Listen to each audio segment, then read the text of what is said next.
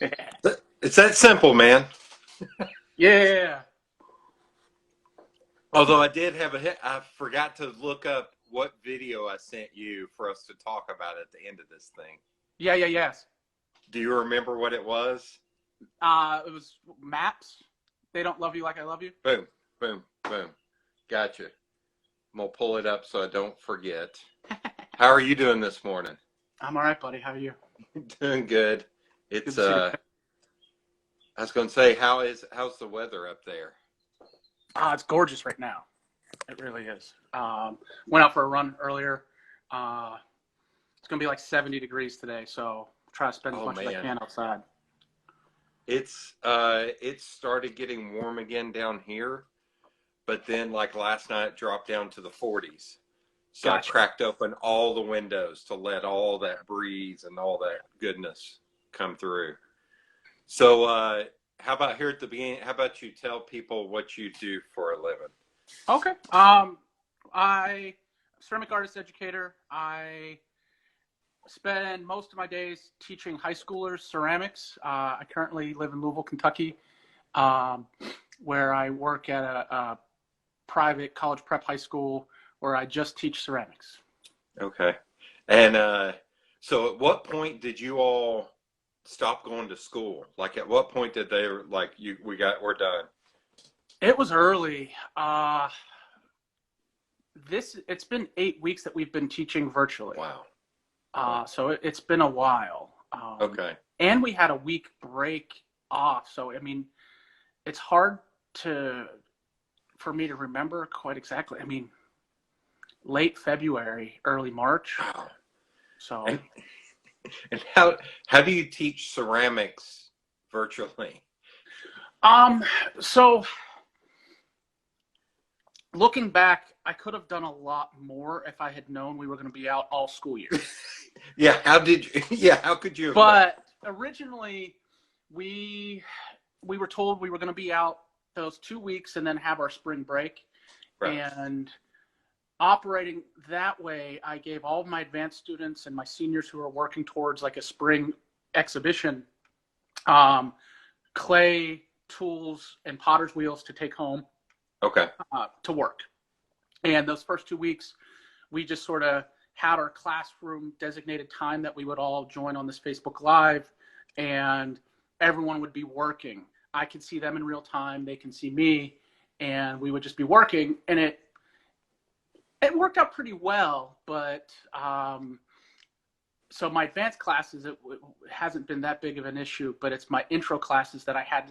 My school runs on trimesters, so Okay. we were 2 weeks into the new trimester before we left, and Man. I can't give, or I wasn't able to give clay and materials for all my new students to take home Mm. at that point. And at first, I had really thought, oh, it was only going to be about 2 or 3 weeks, and then we'll Yeah. get back to normal. So, for them, I've been doing a lot of like art history lectures, and I've been fortunate enough. The ceramic arts community is a pretty tight knit community, and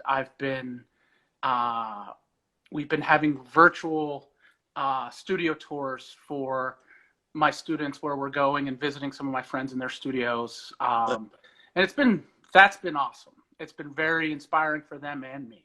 So Yeah, because you're getting to see how, bunches of people work differently. yeah, Like, yeah, because not everybody works the same.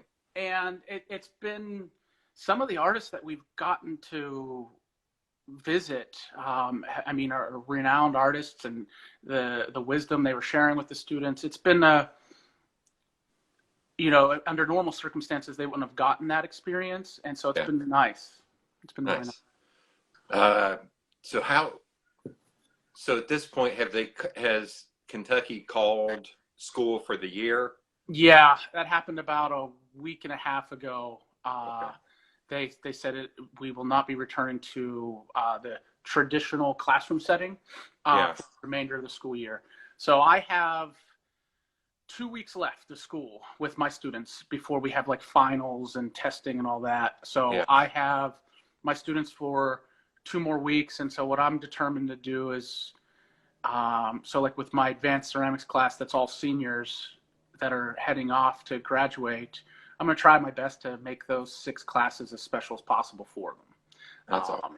Try to really craft together some lessons and slides of like, student A, here's an artist that you always remind me of, or, you know, speaking to their strengths, maybe even their weaknesses. And I'm trying to I'm going to make each of my seniors a mug that has some motives and quotes and things specifically for them to give as a gift. Yeah.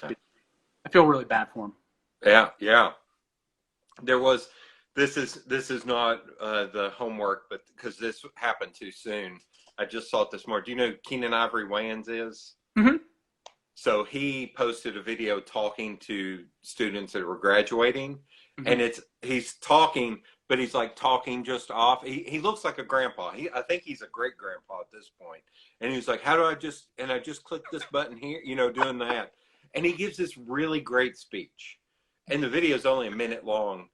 And he's sitting like in a kitchen. He gives this really great speech. And then he's like, you know, ends it. And then he stands up and you realize he is completely naked from the waist down. And it's all blurred on the front. But then he turns around and you just see his butt as he walks away. And all of a sudden you see his son come around and go, no. And Joe, I was like, oh my God. But he gave this great impassioned speech for the students. I was like, oh, this is nice. And then we stood up. I was like, oh my God, this is amazing. This is amazing. Because it is weird. Like it's, you know, I'm seeing all these efforts now, like graduating students, you know, like signs in yard. There's a lot of signs in yards and stuff around here. And for me, I'm wondering like, man, how is this going to impact like next year and college? For like you're talking about some of your advanced kids, like, will they start the school year on the regular, like in August or September? You know, you never know. Those are some of the things I guess that keep me up at night. And those are all things out of my control. And like what I've been trying to do, like at my school, the name of my school is Kentucky Country Day, and the administration there has been very incredible and supportive, and, you know, sort of brainstorming with them. Okay, how could we make this work if we're allowed to have 10 students come together, you know, as restrictions loosen, and we sort of do that dance where we step on the gas, step on the brake kind of thing, which seems like we're going to have to for a while. Yeah. How can we make an in-person studio class work? And, you know, I am fine, and I would go in on Saturdays and have a group in on Saturday mornings, and then have the studio get cleaned, and then come back Saturday afternoon, or you know, whatever we need to do to, you know, having classes and stagger them throughout the weekday and sort of break that tradition and try to get it to where the students are still having an opportunity to get their hands in some mud. And I was curious if some of this would spill into summer too, but because one of my friends here is a teacher, and he goes to Europe every year during the summertime. He's figured out the cheapest way possible, you know, and he was like, and here they kept pushing back making the final announcement. Mm-hmm. And he was like, I kind of need to know. And I think I told him, I was like, dude, you're not going to Europe this summer.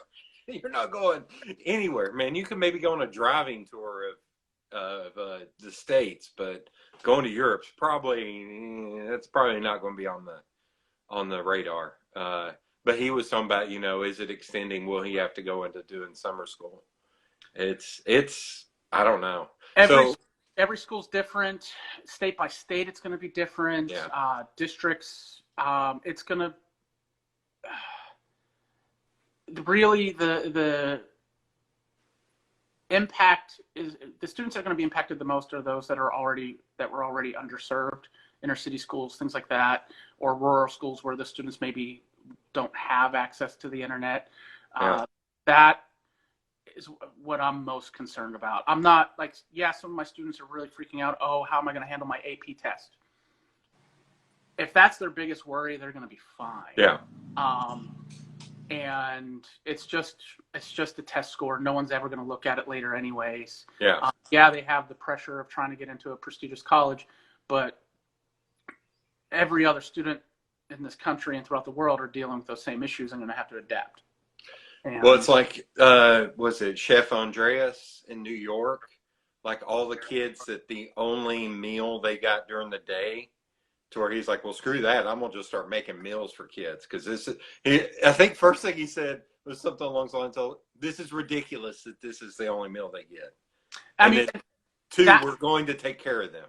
I mean, that was my childhood. I lived that growing Yeah. up. The only meals that I received growing up were most often those provided at school. And then when schools were closed in the summers, were at these community rec centers. And they were Yeah. pretty much the hot packs and cold packs that we would get at lunch.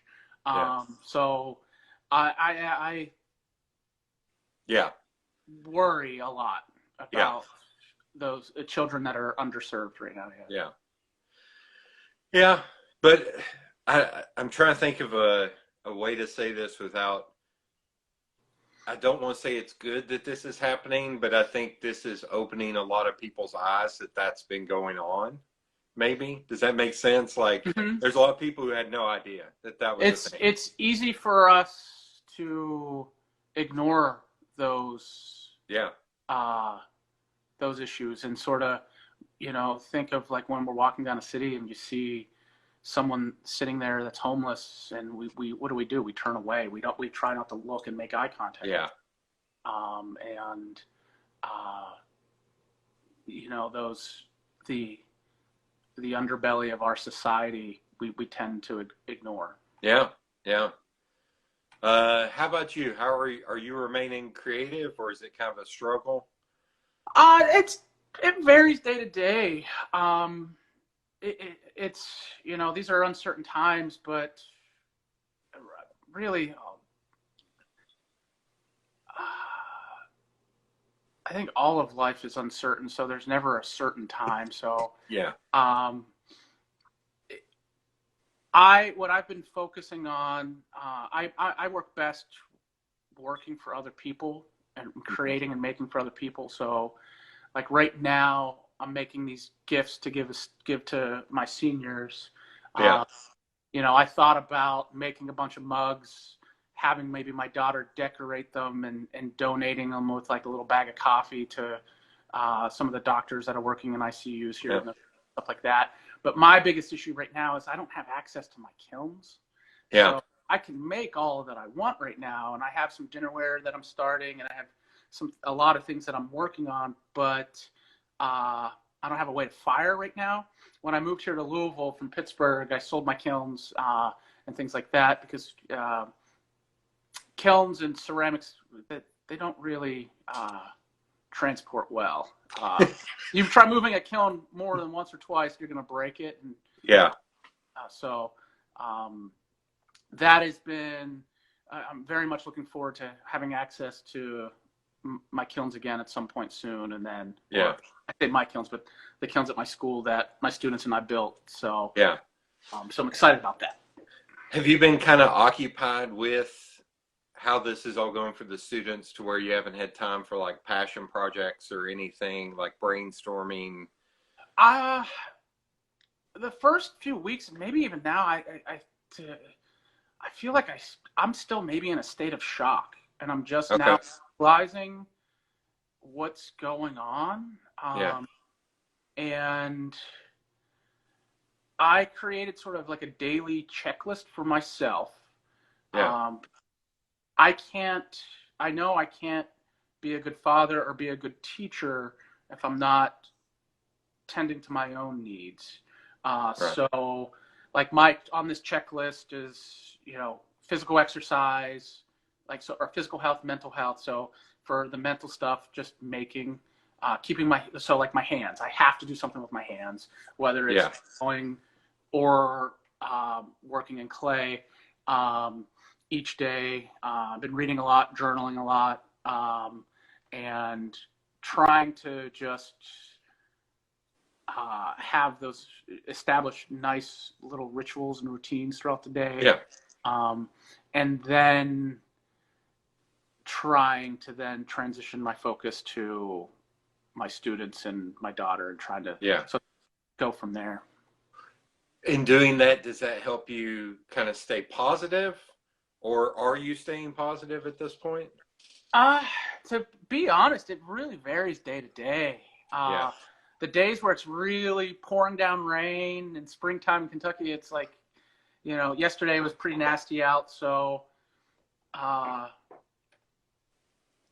some days are better than others. Some days I've definitely felt like, man, I'm depressed. I don't have that, like the gas in my motivation car is just on E, and I can't get it going no matter how hard I try. And what I've recognized that's okay. And I've been trying to pay attention to why that's the case instead of ignoring it. It's just like if I go out and exercise and my muscles are aching, and say I went for a run and my shins are really hurting. If I ignore that my shins are hurting, I'm going to injure myself permanently, or have a major injury. So it's just like if I'm feeling down today, instead of ignoring why I'm feeling down, I'm trying to examine it a little bit. And it's just like stretching my muscles after an exercise. I'm trying to maybe journal and reflect and try to stretch my mental muscles a little bit and try to notice why I'm feeling this way or that way. Right. So that may be a good thing to kind of pass on to people, is figure out a strategy or a checklist, just day to day. Even I always preach quick wins. That's a thing in the military of making your bed because you're starting with a win. For me, it's okay, I'm going to finish my dishes in the morning. I put up my dishes this morning. They were dry. I put up my dishes. That's done. Clean life, clean, done. And getting those things done. So on your list, it may not be I need to do 5 plates today for you. It could be, I need to start the laundry. I need to do this. I need to go for a run. I need to, simple things, but necessary things. And that's I was reading maybe a week or so ago, Jerry Saltz, he's an art critic, and I really like him a lot, but he said something, might be paraphrasing. It was no matter what your circumstances are, you should find time to make art. And part of me agrees with that, but part of me disagrees, because that's really comes from a place of privilege. If we don't have our basic needs of having a shelter, having food, it's really difficult to then trying to create art if if your basic physiological needs aren't met. And with with this pandemic, just taking care of those little things to take care of your mental health is vital. So at certain points in my life, I would beat myself up. I haven't made anything in 2 days, or it's been a week and I haven't gotten into the studio, or I haven't journaled in 3 months. I spent a lot of time I'm just not beating myself up over that, but it is okay to take those sort of breaks, but also try to find that balance where, I always try to ask myself 3 questions every single day. What do I want? What am I doing? Do they match? So I want to be, physically healthy. Eating lots of birthday cake yesterday, probably not the best decision. So, hey, that sounds perfect to me. I don't know what you're talking about. As long as I have that balance where today I go and work that off, I'll be okay. But what do I want? What am I doing? Do they match? And if I want to be growing as an artist, I know I need to be putting those hours in the studio. If I want to be developing ideas and in tune with sort of those thoughts that are always in the back of my brain that keep me up at night, I should be journaling and reflecting on a regular basis, those types of things. So, and try not to judge myself too harshly when things don't work out. Yeah, Saturday I woke up and I just still felt like tired and not stuffy, but I just felt, and I was like, I'm done. Today is not going to be a day. And I just literally got out of bed, went in, laid on my couch, and was like, what Netflix movies are we watching today? And it was nasty outside. I was like, today is not the day. Today is not the day. I need to sleep, or I need to relax or something. And even when we're just sleeping and relaxing, we're still having those thoughts in our subconscious. So it's okay. It's not like, and again, I used to be really hard on myself and beat myself up like that wasn't okay. But as long as I don't make that Saturday turn into the entire weekend or turn it into the entire week, and just recognizing and having that balance, like, okay, I'm taking today's my reward for doing or accomplishing all my goals at the end of it. So that's what I've been like, setting up nice rewards at the end of the day, like, oh, I'm going to have this really good beer at the end of the night, or something like that to reward myself in some way for accomplishing all my goals for the day. I feel like through this, the excitement I get over dumb things has gotten ratcheted up really high. Oh, like yeah. The Parks and Rec thing was last night, and I didn't get to watch it live. And it's almost like skipper fingers, like, ooh, that's going to be on Hulu today. I get to watch the Parks. It's so dumb, but it's like, no, because it's going to be like 30 minutes of pure joy. It's going to be amazing. Like, those. I feel like that fits into the rewards. Like, it's like, oh no, this is something joyous today that I get to partake in. And we've been seeing a lot of like major artists performing from their homes and things like that, and that's been really nice. And so like, that's why, like, what can I do, sort of, with the people that I interact with, and try to brighten their days a little bit. So like dropping off baked goods to one of my coworkers' house and leaving it in our mailbox, or making mugs for my students so they can have like sort of mementos to reflect on where they are today while they move forward. Because what I don't want are my students to try to shut this period out of their minds as they move forward. Really, like, I have some students that said, like, I've always hated school. Now I've realized, like, I didn't take full advantage of everything that the school had. And at least now you recognize that. And when you move forward, when you're in college, learn from that and grow. Yeah. Don't forget about this. Yeah. Okay. Let's shift over to the homework. Oh yeah. Now the teacher becomes the student. No. Are you a yeah?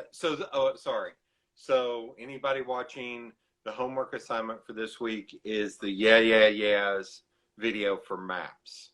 So are you a yeahs fan? Did you know this song? I do know the song. I am a yeahs fan. They are on I have a short list of musicians or bands that I haven't gotten to see live, and they are on that list. And they're towards the top of that list. I've been wanting to see them live for quite a while and just have missed them. So I'm assuming you had seen this video before. A long time ago. Oh, okay. So it's been a while, yeah. So this video, so I have like a favorites playlist on YouTube that it's a mixture of like motivational speeches from like Rocky and, damn it, what is that football, the Oliver Stone football movie with Al Pacino as the coach, but I can't pull the name. Like it's like speeches, and then it's creative efforts, some from people. Like the one I talked about earlier this week was an ad for the Paralympics, but the bars were so deep all you could see was the people moving, like the ice hockey players and stuff, and it slowly got bigger, and then you realized they were missing like an arm or a leg, and it was the power of perception. So like with this video's been on my list for a long time because it's how the tension in this video it's uncomfortably tense. Mm-hmm. And I don't know why she looks like a coiled spring, like she's about to explode.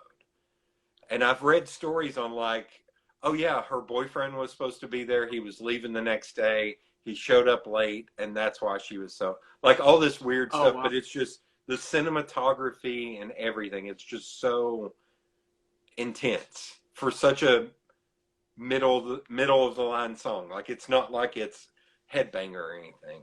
Like, And it's so when you watch it, like, you know, the chorus is "They don't love you like I love you." yeah, And it's like, okay, going back to like making mixtapes in the days of that, like, oh my how would I put this song on a mixtape for a girl that I just met? yeah. I don't know, because is it that uplifting of a song, or is it more like it almost describes a dysfunctional relationship? Yeah, yeah. And the video reflects that, where there's this band rocking out and the audience is just, are they even hearing what's being said? Seriously. Yeah. And if you have to say to a friend or a lover, you know, they don't love you the way I love you, they probably don't love you for who you are anyway. They're probably just loving you for what you can give them. So it sounds like maybe you should find someone else anyways, or make new friends. But that video, it's like perfection for that song. Yeah. Like, it's the tension, the tenseness. I don't know. It's amazing. I'm curious. It's been curious picking different things for different people. Gotcha. Like the homework for different people. Some of them, like my buddy Adam, I was like, oh, there's only one thing, because it's something he and I talk about almost every time we talk. It's this speech from Rocky Balboa. I was like, well, of course we're going to talk about that. Like, there's no other option. But then trying to find stuff that kind of fits other people has been interesting. But yeah. Thank you so much for doing this, man. Hope you're staying safe up there. Stay active. You know, keep getting out. Try my best. Been cooking a lot of food, like you said, those little things, and getting excited about, ooh, I have time to make this. Ooh, I have time to make that. And having a well-stocked pantry makes me feel like I could do this for quite a while if need be. Yeah. So. Whereas I keep thinking of, like, I need ice cream. Like, I've been having a craving, and I keep pushing it back. Like, I'm just going to eat the entire carton in one sitting. And then, I'm like, ooh, I could drive to Tennessee and get some Benton's bacon. I thought of you the other day. Pratt's Country Store posted that they had been. I was like, you sons of bitch. I'm at the point where if I see something, I'm going to just buy it and put it in my freezer. And then next time you're in the area, it's like, here. That bacon's worth driving for. So when this stuff ends, we need to go back to, is it Jackie's Dream? Yeah. And I'll come visit. We'll get some bacon and go back to Jackie's Dream. That place is incredible. That sounds like a deal, man. All right. All right. Thank you so much. Thank you. Have a good one. You too.